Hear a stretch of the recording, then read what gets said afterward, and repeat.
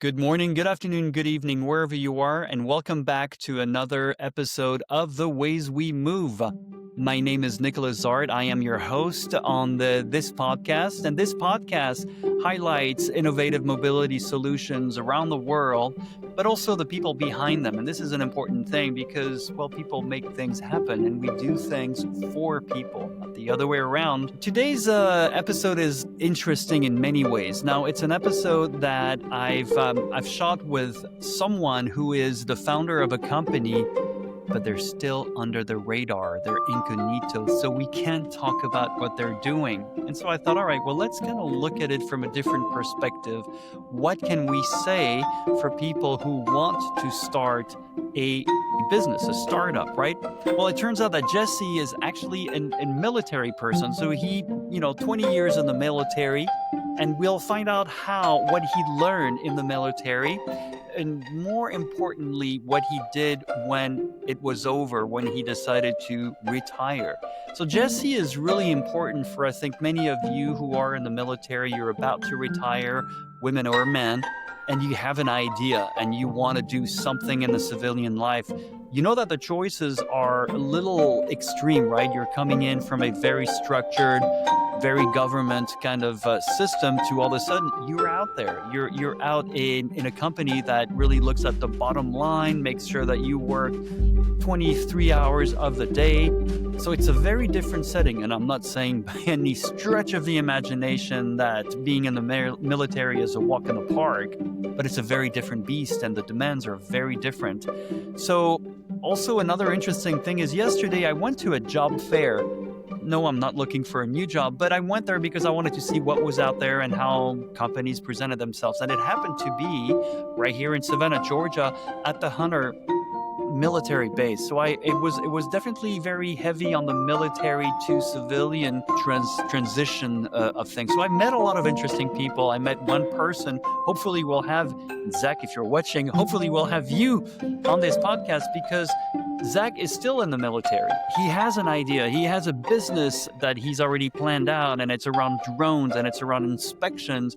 And so he will be making that transition. So it really gave me the idea that I got to do the same thing with Jesse, because that interview, despite the fact that we couldn't talk about what they're doing, and let me tell you, I can't wait when it comes out to tell you what they're doing, but it was a good example of how do you come from a military background and how do you switch over to civilian life. Now, very, very succinctly, Jesse really has found an incredible idea. And you'll see in there, I insist on trying to understand how he came up with that idea. And that's the strategist in me. I want to understand the strategy. I want to understand, how did you wake up that day? What were your thoughts? What made you think of that? So he explains what was the aha moment. And this is the part I hope you will listen to.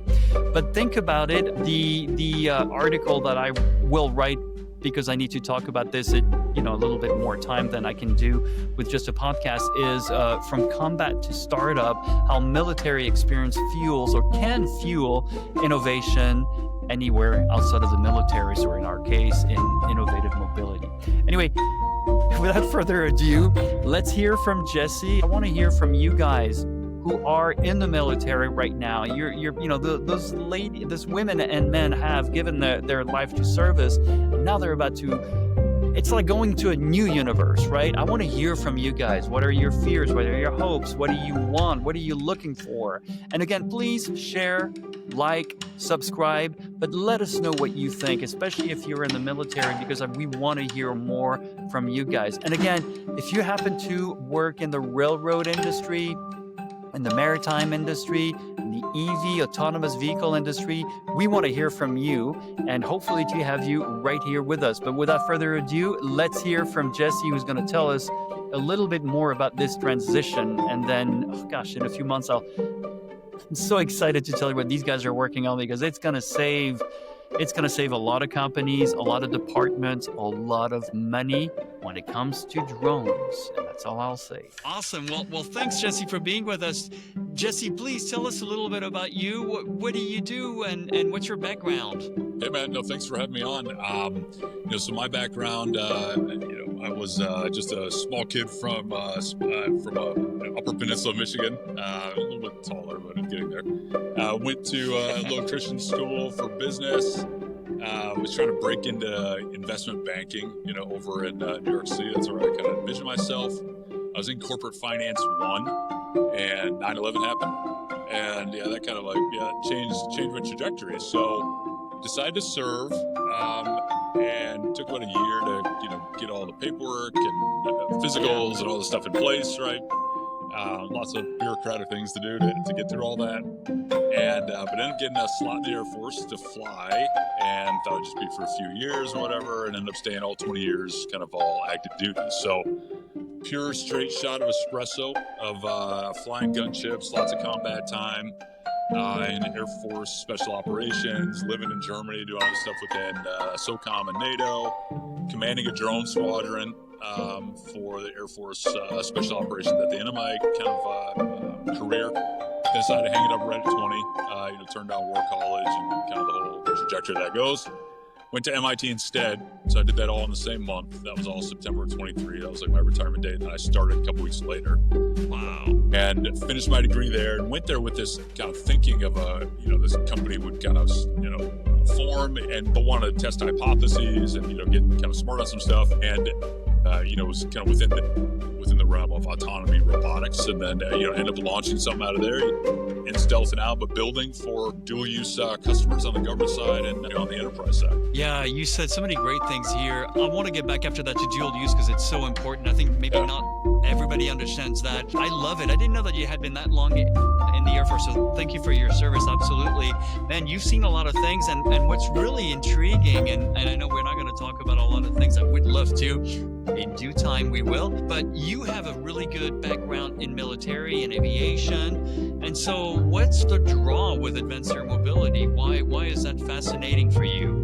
No, it's a great question. One of the, that I can say just from my primary experience that I saw in a 20-year career. So one of the main progressions that I think has paved the way for any kind of advanced air mobility was the improvements in simulation.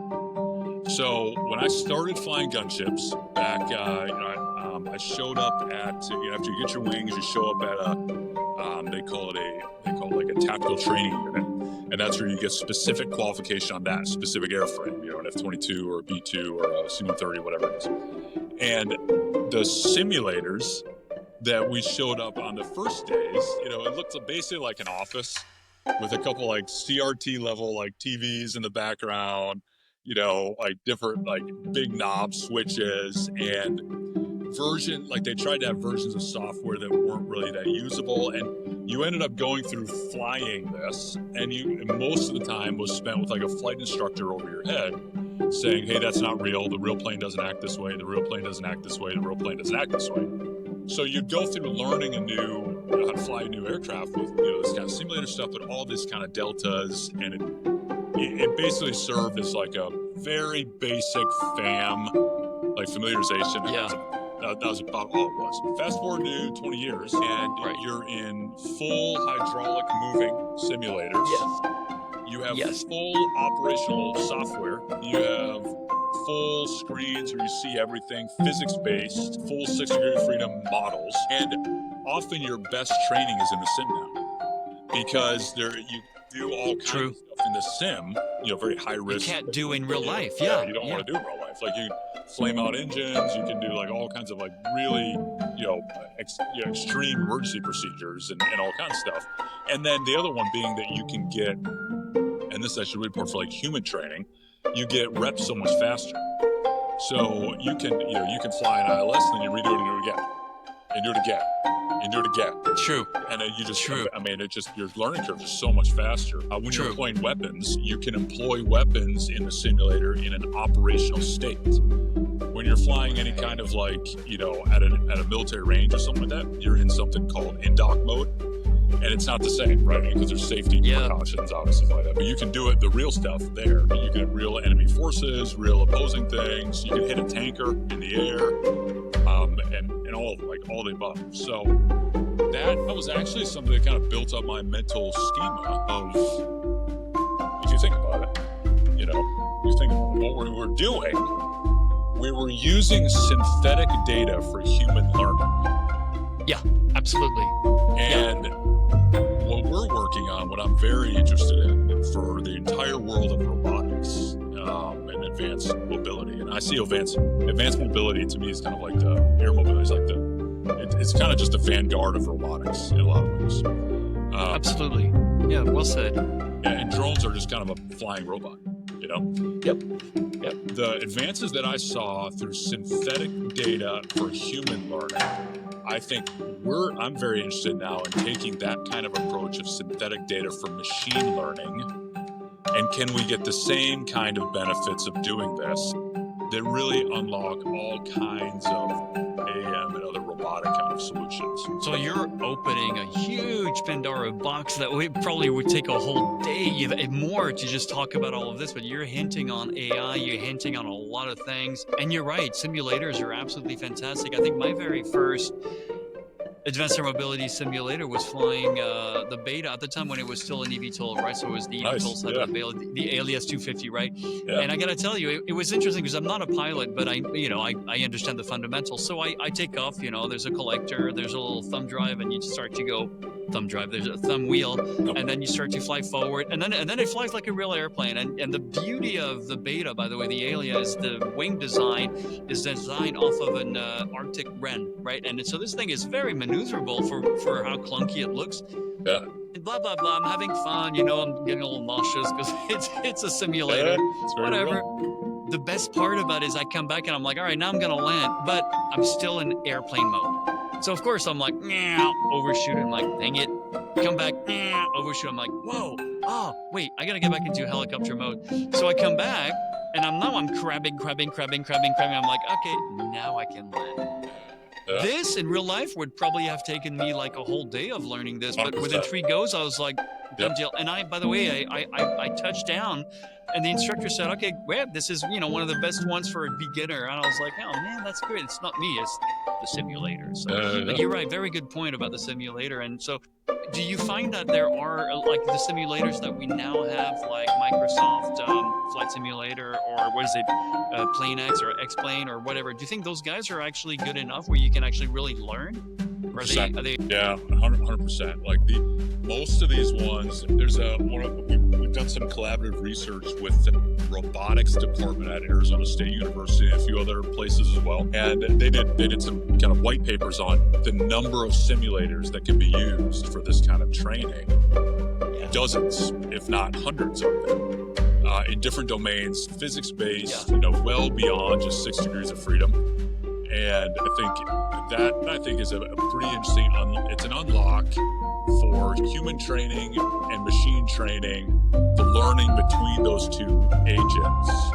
Yes, and that's also the future, and something I'm very excited about. Any kind of like advanced air mobility is how do we better integrate humans and machines for better outcomes, safer outcomes, cheaper outcomes. Yes. More precise. Exactly. More precise. Like, how do we do that? I think is really compelling. So that opens up the whole box. And it's funny because originally I wanted to talk about something totally different, and you're just going in another direction. I love this direction you're taking. Simulators, how important it is. And we're just beginning to scratch the surface, not only of just flight simulation, because, honestly, between you and me, the flight simulators are like, it's boring. You have an envelope and you have a corridor and you stay within that, and the envelope is what it is. You can push as much as you want. You're going to stay in there. I'm thinking it's going to be way more interesting when it comes to mechanics, repairs, things like that. I was at Rolls-Royce a few years ago, and I put on my goggles and I was in a VR environment, and I could open up the turbofan and I could actually, take out the pump, everything around it. And it was great. And I think, like you said, even though I felt, it was a virtual simulation, obviously, but I felt like, wow, I could actually now look at this thing without the cowl, just seeing it on the inside, and I would actually understand what those pieces are, which, if I had approached it like this, I would have been like, whoa, this is complicated. Right. Remove the complication part of it. And I think you're right. And so I have an IT background too. So for me, I think it's interesting. Then very lastly, I've noticed how much AI has become a part of my life. Not to say that I let it do everything for me, but it does condense a half hour's worth of work in 2-3 minutes, and that is golden if you For know sure. if you know what you're asking for, if you know how to direct it, if you know how to use it as a tool. Yes, obviously. Now, if you're writing or you're doing everything through AI, then yeah, you're sort of you're soft. You gotta do it yourself. There's two massive tidal waves that are affecting every area of human activity. One of our convictions, at the venture we're working on now is that, it's really 2025 to 2035 is a really unique kind of time period. For the nerds that are into like Thomas Kuhn's structure of scientific revolutions and this kind of like stuff, a lot of different things have happened that this is kind of a very interesting decade. And the two ones, and I'll phrase this maybe differently than what maybe just the same thing, but maybe differently. I believe this is the decade of robotics. By the end of 2035, I think robotics and AAM is part of this, right? If you think about it, like aviation spearheaded autonomy. We've been using autopilot for decades, which is just a very crude autonomy, right? The decade of robotics is now, and I think by the end of this decade, you have robotic systems affecting basically every area of human activity. I don't think any area goes untouched. Absolutely. The second thing that's happening, and this is troublesome for some, but it's also just a reality, it's also a massive opportunity. The economic value of human intelligence is going to zero. Yeah. This is happening. Yep, So it is happening, yeah. these are the two things that are happening over these next 10 years. I'm not, like there's many people that are talking, similar kind of terms too. Like I'm just putting a different spin on it. So what does that mean for advanced air mobility and just aerospace? What does that mean for aerospace? What does that mean for manned aviation, unmanned aviation, autonomous, semi-autonomous, human in the loop, human not in the loop? What does that mean for any of it? I think we have to work through some of them. We have to work through some of these things. But some of the key, go back to the simulation thing, I think is maybe an interesting way to mentally frame this. The advances that have happened in kind of the gaming world, which is what drove AI, right? Because the gamers are what made GPUs become really important. Absolutely. And then which gave AI a chance to exist through GPUs, not CPUs. Absolutely. Exactly. Very good point. And we invented transformers off of GPUs. So this is back in 2016. We invented WordEffect. WordEffect's really that key breakthrough of can I take the English language and turn it into something numerical? And then I can use linear algebra to do all kinds of interesting things for it. And that's what we call AI right now. That's what ChatGPT is, Claude, and all these things. That's what these are.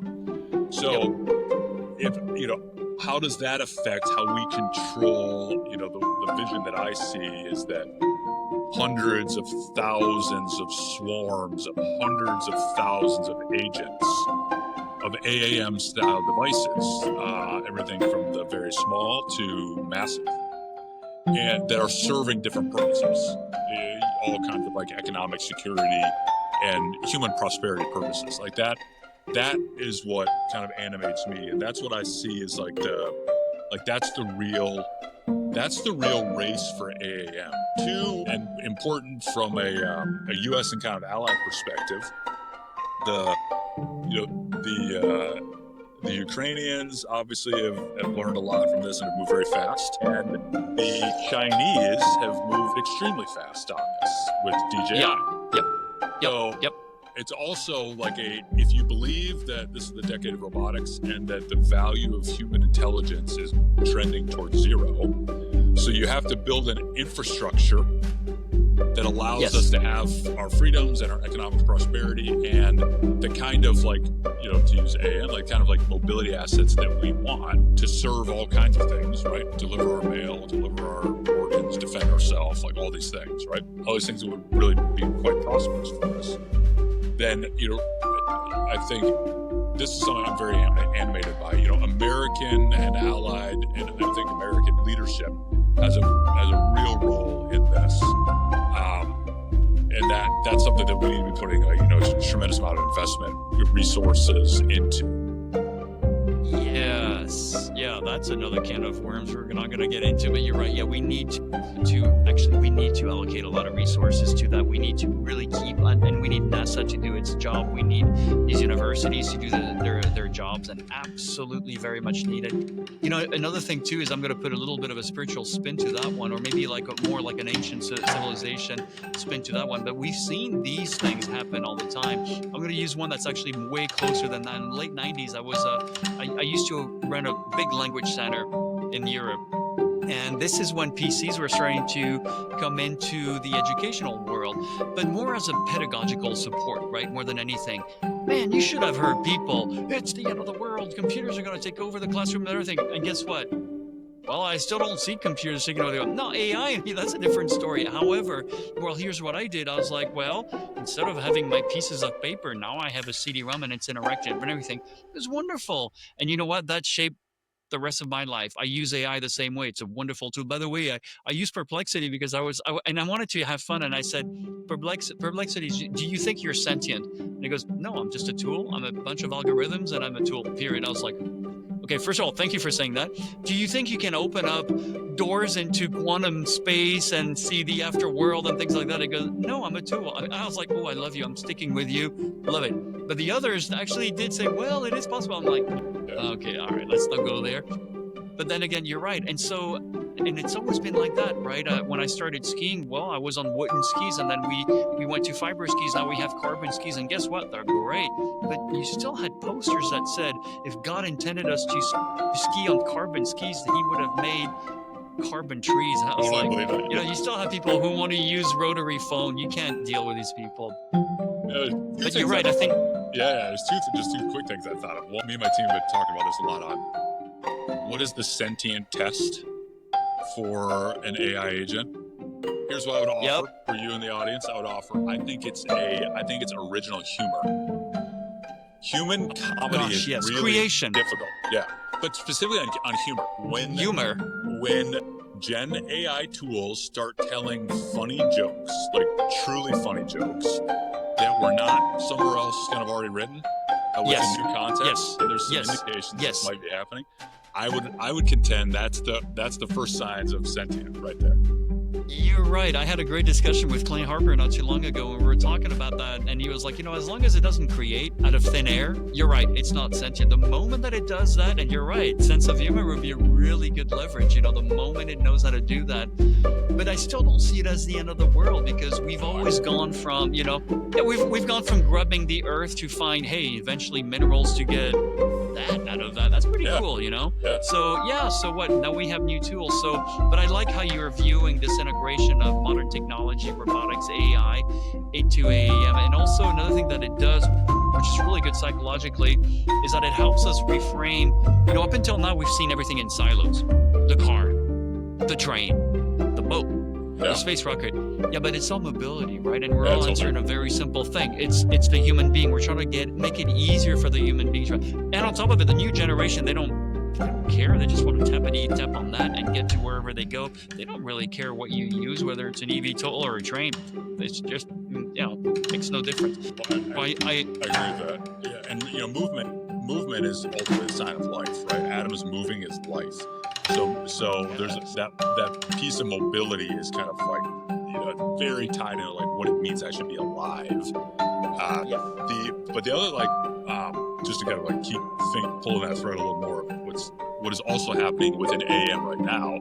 Even the term AAM, we're living through a restructuring of identities. So to your analogy used on like teaching in the 90s, teachers had to rethink of what it meant to be a teacher in the age of the internet. Completely. Pilots have to rethink what it is to be a pilot in the age of AAM. Completely. And that goes for like the entire kind of aerospace and defense. And I like that term because defense and aerospace are so tied together. The whole A&D architecture has to rethink some of this. And that's ultimately because, again, the way I kind of frame it was somewhere between probably the Industrial Revolution or like the steam engine, somewhere around there, was when the value of physical strength, the economic value, went to near zero. Right? It used to really matter how strong you were for your earnings potential. Now, outside of like a few little niche things, doesn't matter. Doesn't matter. That's happening for human intellect. It is happening for human intellect. Yeah. I'm going to find a segue to get back to your entrepreneurial spirit, but you're right. We couldn't add more horses to go faster, longer, or anything like that. We had hit a wall. And the steam engine, by the way, is still the most energy condensed motor in the world to this day, right? I mean, it can still, that little thing can pull thousands of tons. It's absolutely amazing. So I like also, another pet peeve of mine is for the last 20 years, I've been talking to a lot of founders, a lot of people who left the corporate world for the most part, sometimes even the military, and now they're getting into this industry, embracing something totally new as an electric motor to move. But the one thing that a lot of them do, and I'm not saying all of them do, but the vast majority do, is they bring back an antiquated business model that is just not the best way to do it. So you've hinted on something that's very near and dear to me. And we were talking about with Becky Ludi at Embry-Riddle here, and she said the same thing. It's like, we cannot move forward in advanced air mobility using old business models. Simple, right? But yet you look around. And so anyway, so I want to get back to your idea. So you jump into MIT, and now you've got the entrepreneurial spirit. So how does that work? Because that's very unique. And entrepreneurs are wonderful at starting ideas, but they're not always the greatest at operations and everything. So that, you're smiling. I know that very well. Tell me a little bit about what's happening here at MIT after 20 years in the military. Talk about a different environment. Yeah, I think the entrepreneurial journey has a lot of parallels that would rhyme, but it's also very different for each person. It's just very depending on that business. So for me, I basically looked at my strengths and experiences.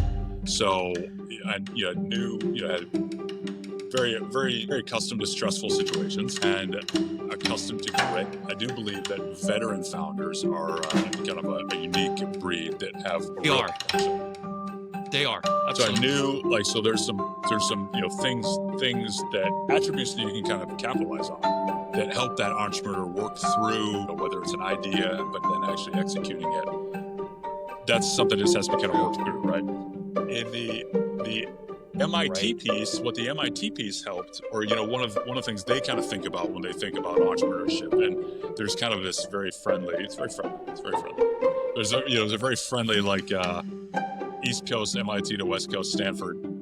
Yes, that's right. That's right.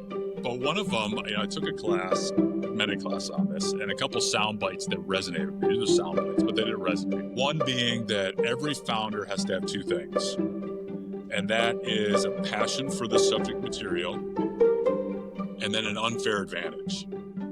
That unfair advantage tends towards business model.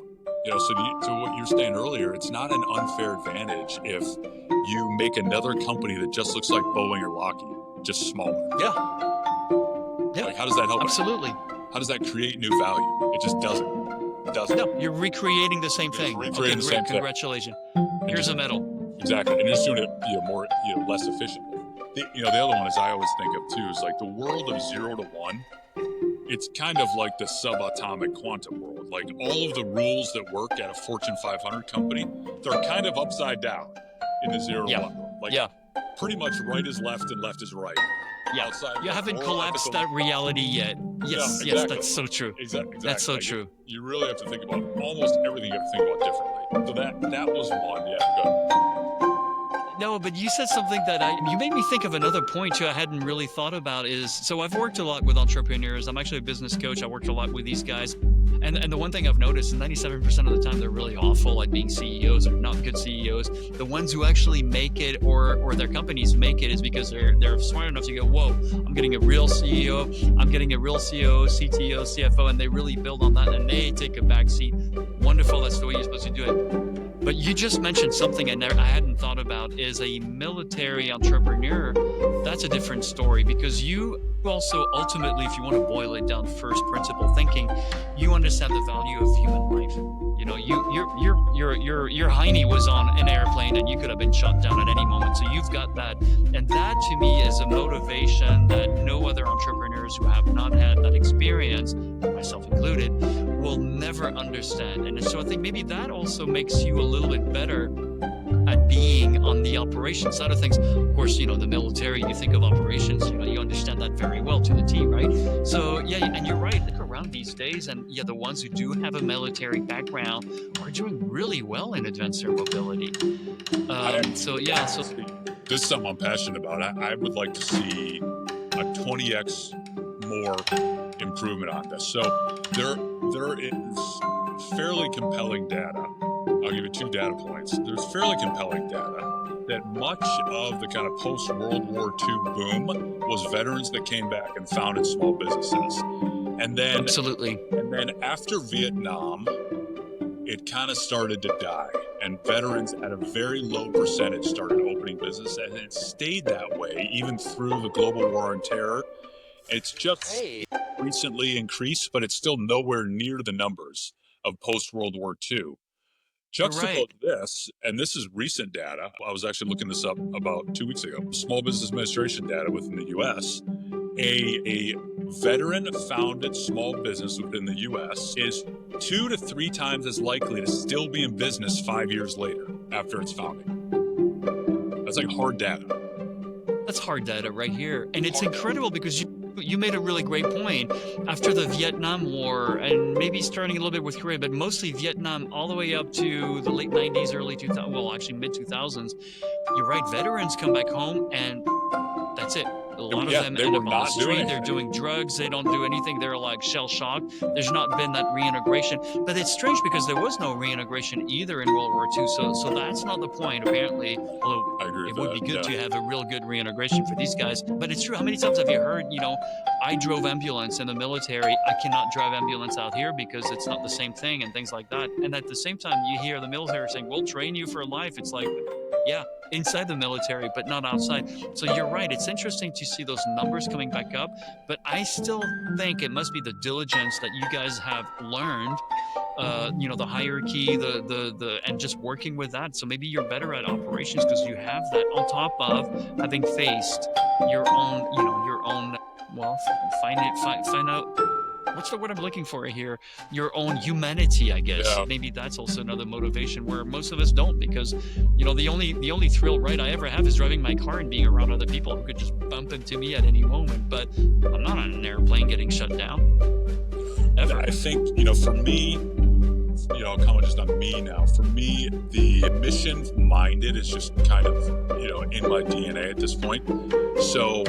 Yep. Founding a company, I think, is very kind of mission-minded. Like, if you're going to attract people, yes. I have a PhD who works for me who turned down OpenAI. I cannot pay him what OpenAI would pay him. No, absolutely. So how do we do this? Right? How do we do this? One big part of it is believing in like a mission that you're actually doing and not just hating life and going to work for another big company. That's actually like a big part of this. The other one, and there was an MIT class that talked about this too. I kind of like the analogy, was that the founder has to have just an unwavering grit, and I think that experience can get to that, an unwavering grit. Yep. But also this kind of, and this is the paradox, and this is part of my kind of unique military experience, especially within SOCOM. You have to have the soul of a pirate. Like you have to be able to think unconventionally. Yes. That's so true. Yeah. That is very true. Because if it was obvious, everybody else would already do it. Like you have to see something and be kind of willing to disagree with the masses for a bit and kind of start something different. It's so true what you're saying. So Steve Jobs really had a reality distortion field and he could actually make it work. I think a lot of people think that that's the key to success. And I realize, I look at most of them and I'm like, I'm sorry, you don't have it. And you have a little bit of it, but nothing like this guy does. But the other key to success is exactly that grit that you bring every day to the table, that strategy going forward. How many people have a strategy when they start a startup? Do you know how insane is this? I used to ask them, I said, what's your exit plan? And they're like, we don't have one. I'm like, really? What happens if you die tomorrow? I don't know. Look, you're going to get billions of dollars and you don't know that. That's important. That's the very least you would want to do. So, and in my business, I fall down. Everybody else can run. And I used to play rugby, and that's something that rugby teaches you really well is you have the ball, the whole team's behind you. You fall down, you give the ball, you get up, and you're back in it again. and there's no prima donnas. There's no, the hooker can score, anybody can score, so it doesn't really matter. But you're right, it is that kind of mentality that teaches you to really work together. You're not indispensable. I could have a heart attack right now and done deal. So yeah, that's really interesting. It's funny because when we started this podcast, I really thought we were going to go in one direction, and boy, my God, we went into another direction, and I love it. I love it because that's exactly how things happen in advanced air mobility. So let's come back a little bit towards what I wanted to talk about, and I know we can't talk about it yet because you guys are still in stealth mode, and you should be. What you guys are doing is, man, I'm excited. I'm really excited every time I think about it. How did you, without telling us what you're doing, how did you come up with your idea? I mean, what was it? Was it like one of those classes when you were like, there's a need here, I need to do it? Or did it just come like that? How did you get your creative spark? Yeah, I think, and I've seen this well, I'll back up and say, like, most founders, this is not 100% true, but it's somewhat edifying. They fall into two kind of categories. They're either domain experts and they've lived a problem, and then over years, they've been able to integrate some other kind of like new approach to then start a company and solve that problem that they've seen.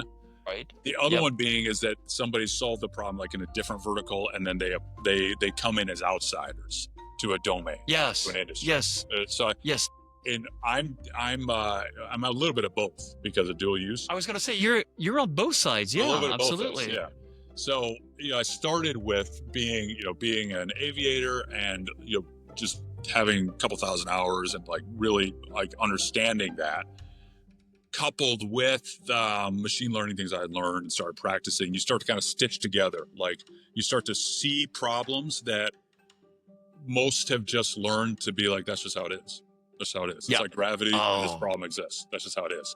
So like step one is first you have to see that there's a problem there. It's not just gravity, because a problem by definition is solvable. Absolutely. So you have to see that. And then there's the other part of like solving it. I would actually say defining the problem is probably the hardest part.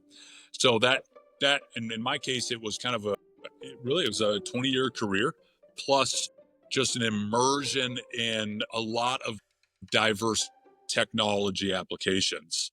And that is kind of that primordial soup where creative things start to happen. So if you approach that with, very low ego and a very high degree of curiosity, just intellectual curiosity, and then you're just relentless until you do solve it, you put that together, good things happen. Like you start to invent stuff.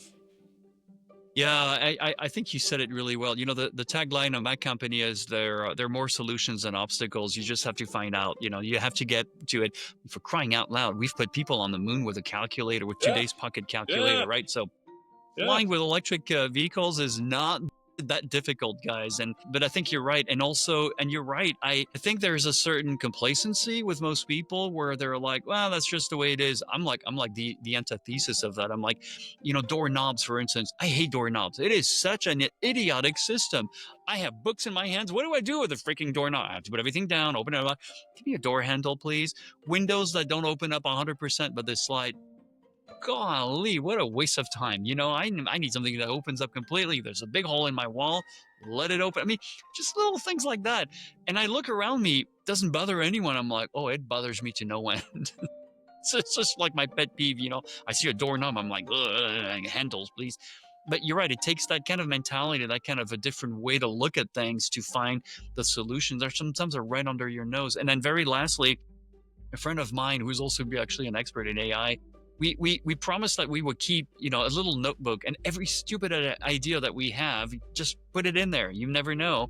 Eventually you will solve a problem that not even everybody knows that is around them. And it takes about 5,000 ideas before one of them actually is a working idea. So I'm glad to hear you say that. I can't wait till you guys come out of stealth mode. I just want to say, for those of you who are watching us or listening to us, remember Jesse's name, Jesse Hamel, because it is a name you will hear about. What you guys are working on is, oh my God, it's like the invention of sliced bread, I think. It's such an enabler. It is such an enabler. There's a desperate need for it. Makes financial sense. You're hitting every single thing out there. And you're also, I think for me, part of that AAM 2.0 new wave of startups. Like it's not just the shiny object. It's not just, a lot of the original companies, they have a great product, but when we start to put it all together within AAM, it's like, it's a hard fit. But yours is an easy fit. It fits well. There's a demand for it. So I'm really excited about that. And I can't wait till you actually, you can come out and say something about it. Usually around now, we kind of switch around, and you've already done a good job because you've already answered a lot of the questions I normally ask. But my question was about motivation. My question was, what gets Jesse out of bed in the morning? I mean, for crying out loud, you've worked 20 years in the military. Right now, you can kind of retire, have a nice, go fishing, whatever. But no, you're crazy enough to go into an industry that doesn't exist, and you're solving a problem that most people didn't even see, or they knew it was a problem but didn't think it could be solved. So what's your motivation? Yeah, a couple of things. Some like very lofty, some very tactical and pragmatic. I'll kind of put together. One is mobility wise, right? It's like stay hard to kill, keep moving, don't plateau. But this actually goes into kind of a broader psychological kind of like approach to it. This was just from me as well. This is just like literally just for me. But when I made the decision to turn down Air War College, which I had a slot and everything, and retire instead, right at 20 years. When I made that decision, much of it was, okay, what path do I believe offers me the most personal and professional growth? And the way I think about that is, and this is kind of an exercise I coach people to do, and I'd still do this day, is I think of, I'm 43 right now. So I think of, in the future, I think of, okay, what do I want 50-year-old Jesse Hamel to be like? Because I'm building him right now. My decisions. Yes. So I reverse that back and say, okay, this is the path. So that was part of the motivation. I had, felt like there was a lot of good I could do on the private kind of side. So that was a big motivation. And then the mission wise, and this is very real to me, and I believe it's very real to a lot of people, and it's growing as I understand, is that I don't think anyone in the West is at all comfortable with the idea of the Communist Chinese Party having better AI and AAM than us. Do we want to live in that world? I don't think so. Yeah. We are heading on that world if we don't make some change. Yeah, if we don't make some change. Completely. So yeah. I'm going to prevent that from happening. Yeah, and it's you know what? It's funny because as a futurist, I can usually do a pretty good chess game. This one, it's a tricky one. It's really tricky. Europe is being invaded. Chinese cars are being made right now in Mexico. And by the way, they're being sold right here in the US under a really well-known company. Yeah. Unbeknownst to most people, right? It just wears the badge of the company. So, and again, I think one of the biggest problems, now we're going to go back to the business model, is we are run by a bunch of people who are quarterly target people. Yeah. And you're dealing with a culture that is 150 years projection, right? So, and sadly enough, you know what, when you start to look around, one of my good friend in aviation is Native American. And he reminded me, he goes, right here, we had seventh generation thinking. So it goes really along the same lines as, what do I want to happen in 7 generations from now? I think we need to get back to these fundamentals because they need to be part of the discussion. We cannot no longer look at quarterly results. I mean, it's ridiculous. It's ludicrous when you're dealing with people who are thinking 150 years into the future. So yeah, I like what you're doing. I like what you're saying. What would you like people to walk away from with today?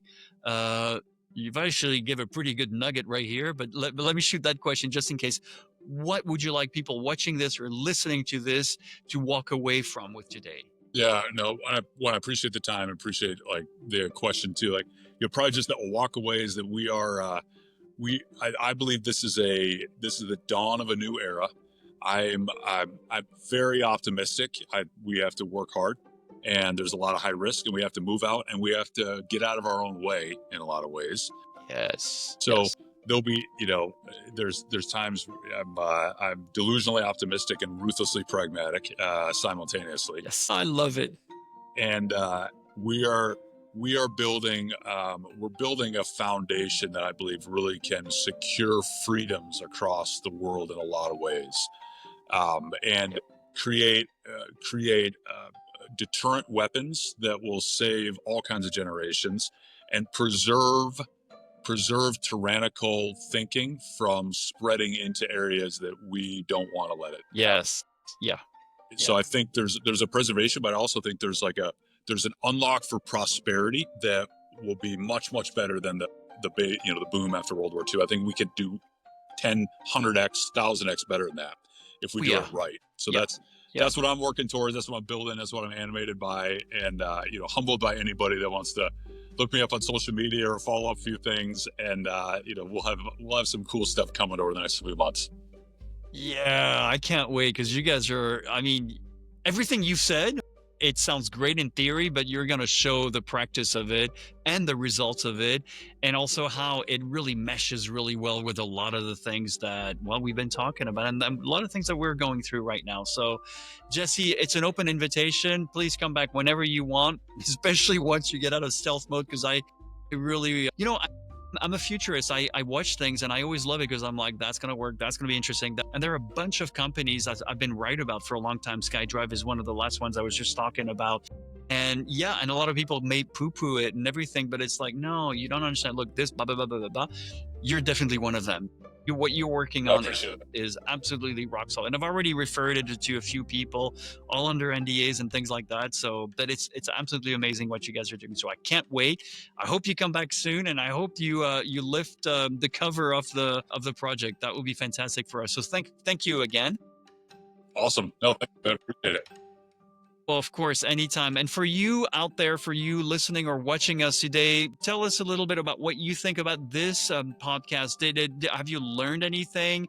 It's very unusual, this one, because we're not talking about a specific product. We're really talking more about what does it take to have a startup in advanced air mobility. What kind of backgrounds do you have? Have you learned anything along that? Business models and things like that. We'd love to hear it. Of course, like, subscribe, and share. And I guess we'll see you next week. Thanks, Jesse. Man. All right. See you, dude. Take